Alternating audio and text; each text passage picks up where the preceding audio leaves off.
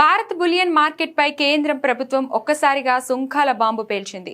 పశ్చిమాసియాలో కొనసాగుతున్న సంక్షోభం, వేగంగా క్షీణిస్తున్న రూపాయి విలువను కాపాడుకునే లక్ష్యంతో విలువైన లోహాన్ని దిగుమతి సుంకాన్ని రెండింతలకు పైగా పెంచింది. బంగారం, వెండిపై దిగుమతి సుంకాన్ని 6% నుంచి ఏకంగా 15%కి, ప్లాటినంపై 6.4% నుంచి 15.4%కి పెంచింది. విదేశీ మకర ద్రవ్య నిల్వను ఆదా చేసేందుకు ప్రజలు తమ బంగారు కొనుగోలును ఏడాది పాటు వాయిదా వేసుకోవాలని ప్రధాని మోడీ పిలుపునిచ్చిన 2 రోజులకే ఈ పెంపు అమల్లోకి రావడం ఆశ్చర్యం కలిగించింది. లోహాలపై సుంకాల పెంపు వెనుక బలమైన ఆర్థిక కారణాలున్నాయి. ముడి చమురు తర్వాత భారత్ అత్యధికంగా దిగుమతి చేసుకునే వస్తువు బంగారమే. గడిచిన 2025-26 ఆర్థిక సంవత్సరంలో బంగారం, వెండి దిగుమతుల విలువ 26.7% పెరిగింది. 10,250 కోట్ల డాలర్లకు చేరింది. మొత్తం దిగుమతుల్లో బులియన్ వాటా 11.8% నుంచి 14%కి పెరగడం ఆందోళన కలిగిస్తుంది.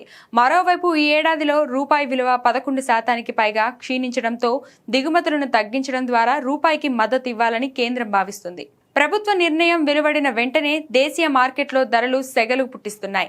ఢిల్లీ మార్కెట్లో 10 గ్రాముల మేలిమి బంగారం ధర 8,550 పెరిగి 1,65,350కి చేరగా, కిలో వెండి ఏకంగా 20,500 ఎగవాకి 2,97,500 పలికింది. అయితే అంతర్జాతీయ మార్కెట్లో బంగారం ధర 0.3% తగ్గి $4,700 వద్ద ఉండటం విశేషం.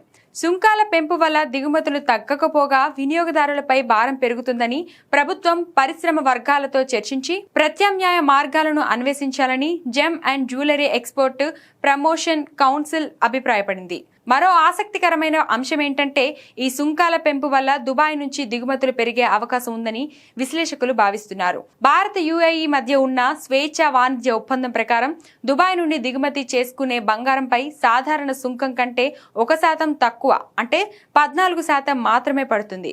వెండిపై ప్రస్తుతం అక్కడ 7% సుంకం మాత్రమే ఉండడంతో తాజా పెంపు వల్ల దుబాయ్ నుంచి దిగుమతి చేసుకుంటే 8% ఆదా అవుతుంది. 2027 నాటికి దుబాయ్ వాటా మన వార్షిక దిగుమతుల్లో 200 టన్నులకు చేరుతుందని అంచనా.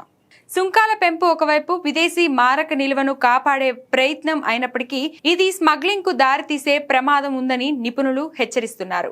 ఈ నేపథ్యంలో directorate of revenue intelligence, customs అధికారులు విమానాశ్రయాలను, సరిహద్దు మార్గాల్లో నిఘాను ముమ్మరం చేశారు. సామాన్యుడికి బంగారం కొనుగోలు మరింత భారమైన వేళ ప్రభుత్వ ఈ కఠిన చర్యలు దేశ ఆర్థిక వ్యవస్థను ఎంతవరకు నిలబెడతాయో వేచి చూడాలి.